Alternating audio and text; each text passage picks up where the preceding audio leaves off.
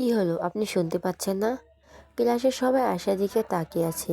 কিছু মেয়ে তো বলো স্যারের অ্যাটেনশন পাওয়ার চেষ্টা করছে। খারাপ মেয়ে কোথাকার। আশা ওদের কথা গুরুত্ব না দিয়ে উঠে দাঁড়ালো। আশিক আবার বলো, তোমার পরিচয়? আয়শা মালিহা সর্দার। আয়শা বসে বসে বলল, মনে মনে ঠিক করলো এই ছেলেকে আজ কেমন শিক্ষা দিব। আগে বাড়িতে যাই। আমাকে না চেনার ভান করে এত সাহস। পরিচয় পর্ব শেষ করে আসি চলে গেল সেকেন্ড ইয়ারের ক্লাসে। এখানে ও একই অবস্থা, সব মেয়েরা তাকিয়ে আছে। এতে অবশ্যই আশিকের অনেক আনইজি ফিল হচ্ছে, কিন্তু করার কিছু নেই। তার দরকার জন্যই আসতে হচ্ছে। আজকের মতো কলেজ ছুটি হয়ে গেল। আশিক বাইক নিয়ে দাঁড়িয়ে আছে, কিন্তু তার মালিহার কোনো খোঁজ নেই। সে গেল কোথায়? সব স্টুডেন্ট প্রায় চলে গেছে, কিন্তু তার কোনো দেখা নেই।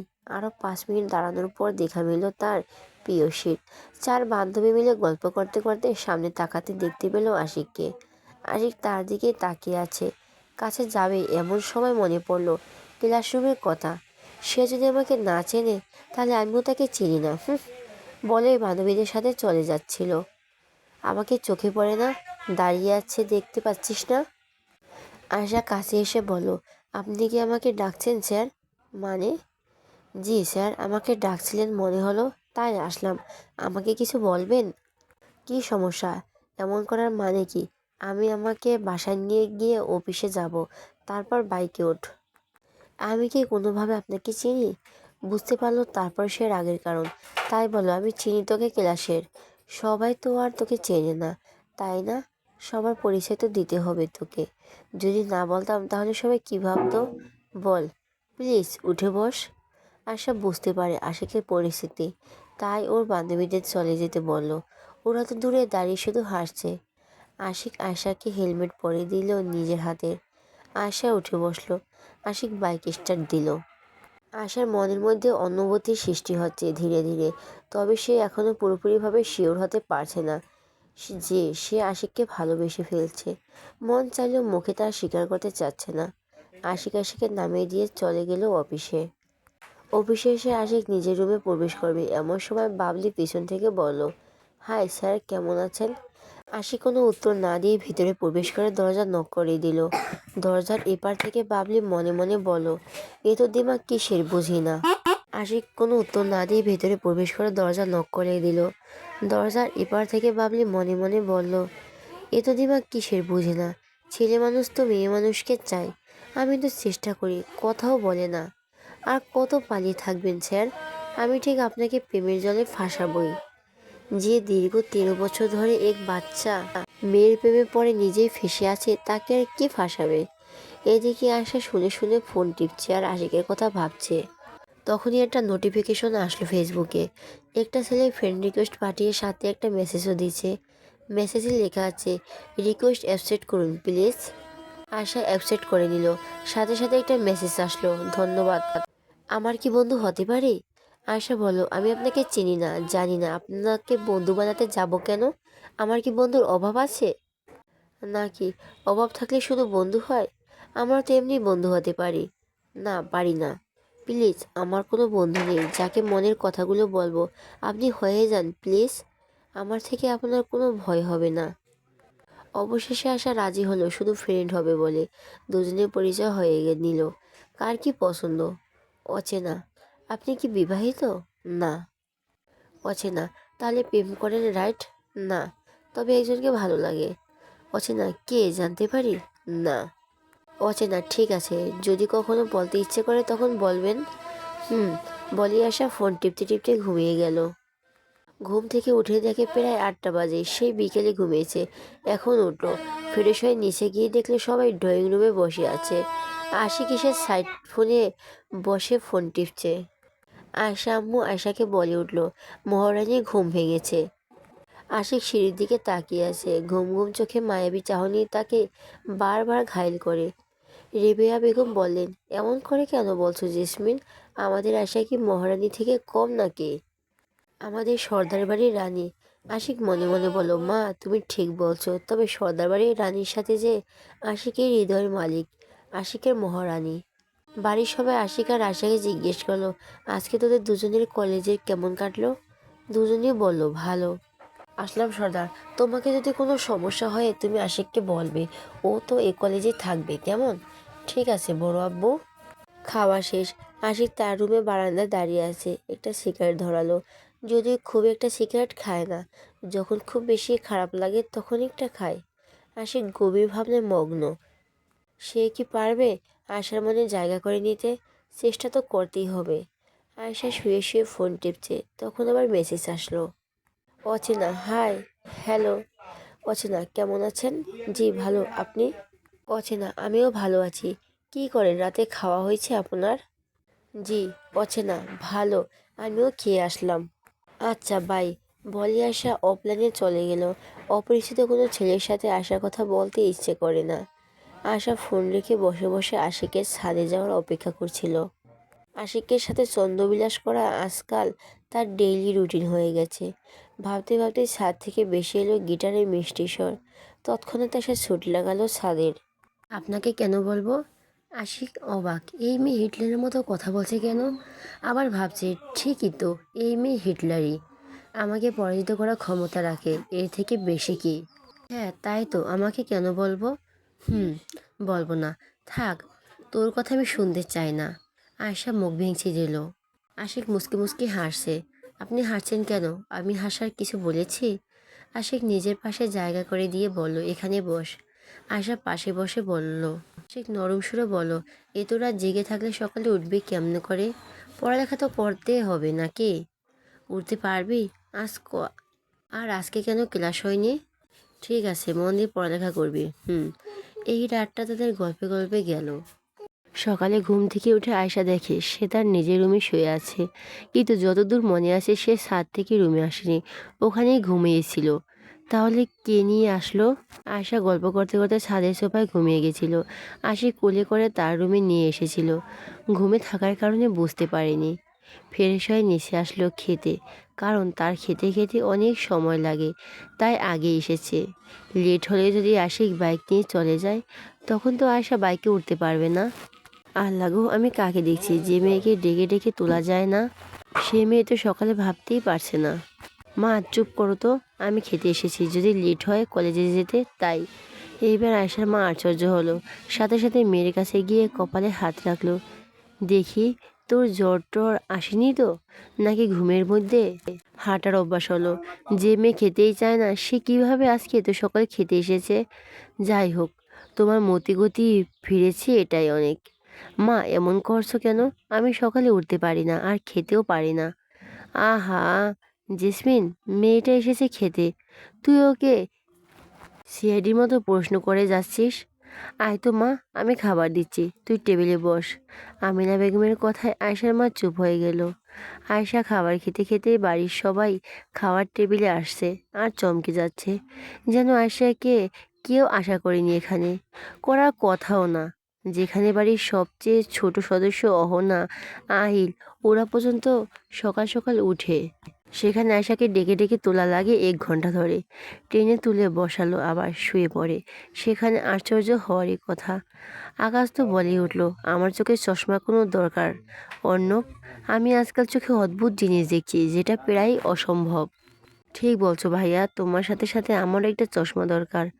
অন্তুরাও হাসছে, ওদের দেখে আয়শা বুঝলো ওকে নিয়েই কথা হচ্ছে। ভাইয়া, কি বলে হাসলো আকাশ। হুমায়ুন সর্দার, আহা, তোরা কেন মেয়েটাকে জ্বালাস? কেন, খেতে দে, আরেকটা কথাও বলবি না কেউ। সবাই চুপ করে গেল। আয়শা পাশেই আশিক বসে আছে, খেতে খেতে একটু পর পর আশিকের দিকে তাকাচ্ছে। আশিকও লক্ষ্য করলো, কিন্তু কিছু বলল না। খাওয়া শেষ করে আশা চলে গেল রেডি হতে। সবাই খাইয়ে শেষ করে চলে গেল। আশিক দাঁড়িয়ে আছে বাইকের কাছে, আয়শার অপেক্ষায় করছে। আয়শা তাড়াহুড়ার জোরে হাঁটছে। যেই আশিক একটু কাছে গেছে, অমনি একটা ছোট্ট ইটের উপর পা পড়ে ছিটকে পড়ে আশিকের বুকে। আশিক হতভম্ব, এই মেয়ে কি একটু সাবধানে চলতে পারে না? সারাদিন উষ্টা খায়।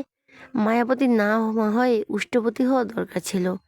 আশিকের শরীর থেকে পারফিউমের সুগন্ধ নাকে আসছে। আয়শা তো বুক থেকেই ওঠেনি। আশিক চুপ করে আশার কাহিনী দেখছে, মনে মনে বলছে, চিৎকার দিয়ে বলতে ইচ্ছে করছে, এখানেই তোর জায়গা থেকে উঠে এস না। এই জায়গা সহ এই জায়গার মালিকও তোর, শুধু তোর। কিন্তু কোথাও বাধা পড়ে যায়। তুই এখনো অনেক ছোট, সঠিক সময় আসলে ঠিক বলবো। আশিক দুই হাতে আয়শার দুই বাহু ধরে বুক থেকে উঠালো। আয়শা বুঝতে পারলো এতক্ষণ যাবৎ সে কোথায় ছিল। সাথে সাথে বলো, আমি ইচ্ছে করে করিনি, বিশ্বাস করুন আমি পড়ে গেছি। আয়শা মনে করেছে আশিক তাকে হয়তো এক থাপ্পড় দিবে। আমাকে মারবেন না প্লিজ, মারলে আমাকে খুব লাগবে। আমি দেখতে পাইনি, আর এমন হবে না। আশিক শয়তানি হাসি দিয়ে বলল, মারবো না, কিন্তু তোকে তো এর শাস্তি পেতেই হবে। শাস্তি? হ্যাঁ, কিন্তু আমি তো ইচ্ছে করে করিনি। ইচ্ছে করে হোক বা না হোক, তুই তো আমার উপরে পড়েছিস, তাই না? হ্যাঁ, তাহলে শাস্তি পেতেই হবে। কি শাস্তি দিবেন আমাকে? এখন না, সময় মতো বলে দিব। এখন ওঠ। আয়শা বাইকে উঠলো। আশিক বাইক টান দিল। মন খারাপের ভিতরেও খুশি লাগছে বাইকে বসে। কলেজে নামিয়ে দিয়ে আশিক বলে গেল, সাবধানে চলবি, লাফালাফি করবি না। আমার কানে এসব যেন না আসে। আশা কলেজে ঢুকতে দেখতে পেল নূপুর কথা চুমকি আয়শার জন্য দাঁড়িয়ে আছে। সবাই মিলে একসাথে ক্লাসে গেল। টিফিন পিরিয়ডে আয়শা আর ওর বান্ধবী ক্যান্টিনে খেতে যাচ্ছিল। তখন ওদের পথ আটকানো দাঁড়ালো 4-5 জনের মতো সেকেন্ড ইয়ারের স্টুডেন্ট। ওরা তো কলেজে আসে শুধু মেয়েদের সাথে ফ্ল্যাট করার জন্য। কি সুন্দরীরা, কোথায় যাও? নূপুর বলো, ক্যান্টিনে। তা আমাদেরও নিয়ে যাও। ওরা বুঝতে পারলো ওদের সাথে মজা করছে। কি হলো, কথা বলছো না কেন? আয়শা বলল, আপনারা চোখে দেখেন না? আপনাদের পা নেই, এগিয়ে চলে যান। আপনাদের আমাদের কেন বলছেন? পেছন থেকে মামুর সামনে এসে দাঁড়ালো। ওয়াও, তোমার মুখে তো খই ফুটেছে। ওয়াও, তোমার মুখে তো খই ফুটেছে, দেখতে যেমন, কথারও ধাঁচও তেমন। তো সিনিয়রদের কথা শুনে চলতে হয়, জানো না? আয়শা, জানি, কিন্তু সিনিয়র যদি অভদ্রের মতো কথা বলে তাহলে আমরা এভাবেই কথা বলবো। ওহ, তাই নাকি? মামুনি, তোমার কথা তো হেব্বি ধাঁচ। মাইরি বলেই আয়শার হাত ধরলো মামুন। কি হলো, ছাড়ুন হাত। ধরেছেন কেন? তুমি তো বলে অভদ্র, তাই একটু অভদ্র হয়ে দেখাতে হবে না? চুমকি নূপুর কথা ওরা আয়শার হাত ধরে টানছে। ছাড়ুন বলছে ওর হাত। এ তো শক্ত করে হাত ধরেছে যে আয়শার চোখ দিয়ে গড়িয়ে পানি পড়ছে। তখনই আশিক এইদিকে আসছে। পাশ থেকে একজন বলে উঠল, ভাই মামুন এখনকে ছেড়ে দে, প্রফেসর আসছে, পরে ঝামেলায় পড়ে যাব। এখন চল। মামুন, এইবারের মতো বেঁচে গেছি, পরের বার দেখে নিব, বলেই চলে গেল। আয়শাকে নিয়ে ওরা ওয়াশরুমে গেল। হাতে পায়ে পানি দিল, কিন্তু অনেকক্ষণ যাবৎ হাত শক্ত করে ধরে থাকার জন্য হাতে রক্ত জমাট বেঁধে কালো হয়ে গেছে। আয়শা চোখ মুখ ভালো করে ধুয়ে নিল। ক্লাসরুমে চুপ করে বসে আছে আয়শা, কোনো রকম চঞ্চলতা নেই, চোখ মুখ ফোলা ফোলা হয়ে আছে। আশিক যে জিজ্ঞেস করবে কি হয়েছে সেই সুযোগ নেই। তার মনের ভিতর ঝড় বয়ে যাচ্ছে। তার প্রেয়সীর কি হলো? যাওয়ার সময় চঞ্চল মেয়েকে রেখে গেলেন, এখন কি হবে? ক্লাস করানোর কোনো ইচ্ছে নেই, তবুও জোরপূর্বক করছে। কলেজ ছুটি হয়ে গেছে। আয়শা বের হয়ে দেখে আশিক বাইকে হেলান দিয়ে দাঁড়িয়ে আয়শার অপেক্ষা করছে। আশিকের কাছে যাওয়ার জন্য সাথে সাথে প্রশ্ন ছুড়ে দিল, কি হয়েছে, কি সমস্যা? আয়শা ভয় কিছু বলল না, যদি উল্টে আশিক আয়শাকে দোষ দেয় তাই। মাথা নিচু করে বলল, কিছু হয়নি। আশিক বাইকে বসিয়ে বাসায় নামিয়ে দিয়ে গেল। আয়শা রুমের দরজা বন্ধ করে ওয়াশরুমে চলে গেল। বারবার হাতে সাবান দিয়ে পরিষ্কার করছে, যেন কাপড়ে কোনো দাগ তুলে ফেলার চেষ্টা। হাতে বারবার সাবান দেওয়ার ফলে হাত জ্বালা পোড়া করছে। জোরে জোরে কান্না করছে বসে বসে। বিকেল 4টায় আয়শার মা এসে ডাকলো, আয়শা দরজা খোল, কলেজ থেকে এসে দরজা বন্ধ করেছিস, খোলার কোনো নাম নেই। সমস্যা কি? খাওয়া লাগে না, দরজা খোল। এ কেমন নাটক? মা, আমার খিদে পায়নি, এখন খাবো না প্লিজ। সেই যে শুয়ে শুয়ে কাঁদছে, থামার কোনো নামই নেই। আয়শার আম্মু আকাশকে ফোন দিয়ে বলল, তোমার আদুরে বোন কলেজ থেকে এসে দরজা লাগিয়েছে, আমাকে খুলতে পারেনি। তার কি হয়েছে তুমি জানো? তুমি কি বলছো আম্মু? আর কি হলো? আমি আসছি বলে আকাশ ফোন কেটে দিল। আকাশ, অর্ণব, আশিক 3জন একসাথেই ছিল। কল লাউডে থাকায় আশিকও শুনতে পেল। সাথে সাথে আশিক উঠে হাঁটা ধরলো। অর্ণব, ভাইয়া তুমি কোথায় যাচ্ছ? বাড়িতে, বলি আকাশ আগেই আশিক চলে গেল। তার মন বলছে তার মায়াবতী নিশ্চয়ই কিছু হয়েছে। এত জোরে বাইক চালিয়ে এসেছে, যেখানে 20 মিনিটের রাস্তা সেখানে 7 মিনিটে বাড়ি গেটে ঢুকেছে। বাইক দাঁড় করিয়ে এই দৌড়ে আশার রুমের দরজার সামনে, সেখানে আশিকের মা চাচিরা দাঁড়িয়ে আছে। আশিকে দেখে আশিকের মা বলল, দেখ বাবা, মেয়েটা সেই কলেজ থেকে এসে দরজা লাগিয়েছে, এখনও খুলছে না। কি হয়েছে বলছেও না। তুই একটু দেখ, আমার ভয় লাগছে। আমি দেখছি বলে আশিক দরজায় টোকা দিল। নরম করে বলল, আয়শা দরজা খোল। ঠিক আছি, এখন দরজা খুলবো না। আশিক রেগে গেল। অমনি তার ভিতরে যে টেনশন হচ্ছে তার উপর দরজা খুলছে না। তুই দরজা খুলবি নাকি আমি ভাঙবো? আয়শা আবার ভয় পেয়ে গেল। দরজা খুলে দিল। দরজা খোলার সাথে সাথে আয়শার মা চাচিরা ওকে জিজ্ঞেস করলো, কি হয়েছে? তোকে কেউ কিছু বলেছে আমাদের বল। লাগাতার প্রশ্ন করা দেখে আশিক বলল, মা তোমরা বাইরে যাও, আমি দেখছি। আয়শার মা বলল, তুই দেখ, আমাদের তো বলছে না, যদি তোকে বলে। তাই ওরা সবাই চলে গেল। আয়শা এবার ভয় পেয়ে গেল।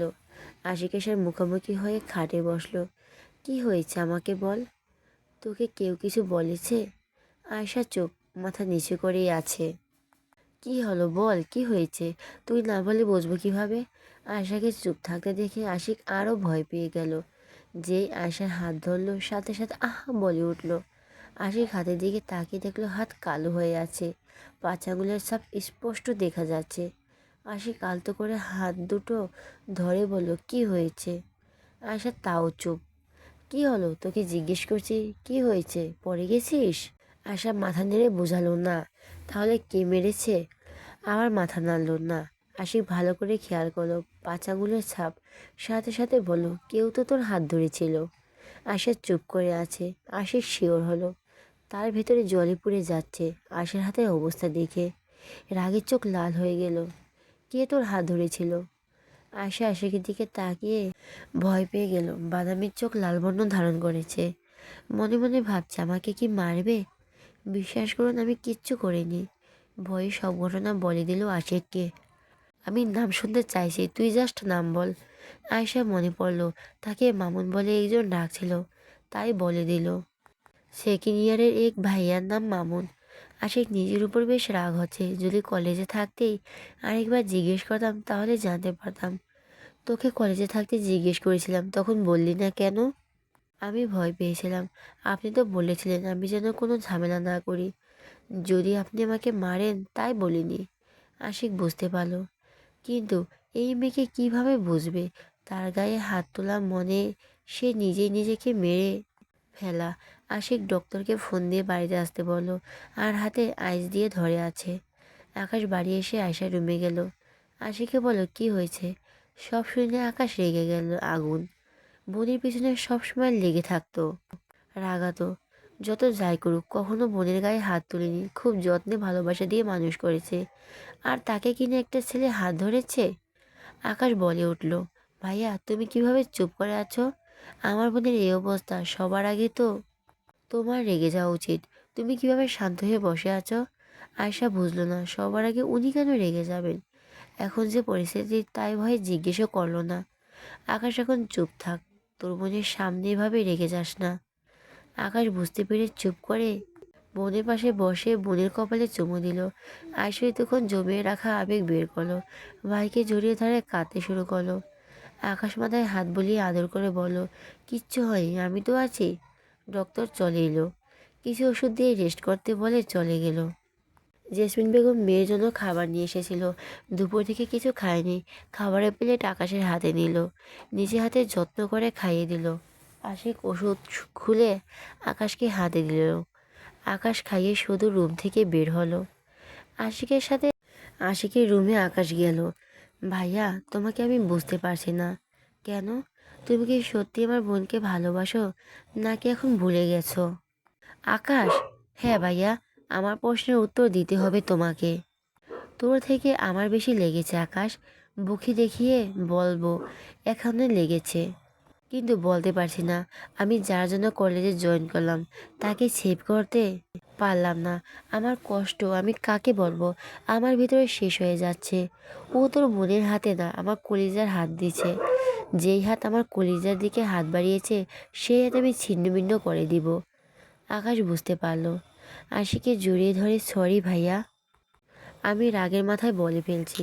আমি তোমার চুপ থাকা মেনে নিতে পারিনি। আমি বুঝেছি তোর রাগ। চিন্তা করিস না, এই ভুল দ্বিতীয়বার হবে না। তার আগে আমার মুখোমুখি হতে হবে। আমি তোকে ভরসা করি ভাইয়া। জানি তুই আমার পাশে ছিলি বলে আমি এতটা নিশ্চিন্ত থাকি। ভাইয়া, তোর খোঁজ পাবো কি করে? পাবো না, পেয়ে গেছি, সে এখন আমার হাতে। তুমি কি করবে ভাইয়া? পরে জানতে পারবি। এখন আমি যাই। কোথায় যাবে ভাইয়া? যে আমার কলিজায় হাত দিয়েছে তার কলিজা দেখবো না কত বড়? সেখানেই যাচ্ছি, তুই থাক, তোর বোনের দেখাশোনা করিস। আমি আসা না আসা পর্যন্ত। বাজে সন্ধ্যা 7টা, আশিক চলে গেল। আয়শা বিষয়টা শুধু আশিক আর আকাশের জানে না। বাড়ির সবাইকে আশিক বলেছে আয়শা পরে গিয়ে হাতে ব্যথা পেয়েছে। বাড়ির সবাই টেনশন করবে। আশিক একাই ওর সমাধান করতে পারবে বলে আর কাউকে বলেনি। আকাশ বা আয়শাকেও বলতে বারণ করেছে।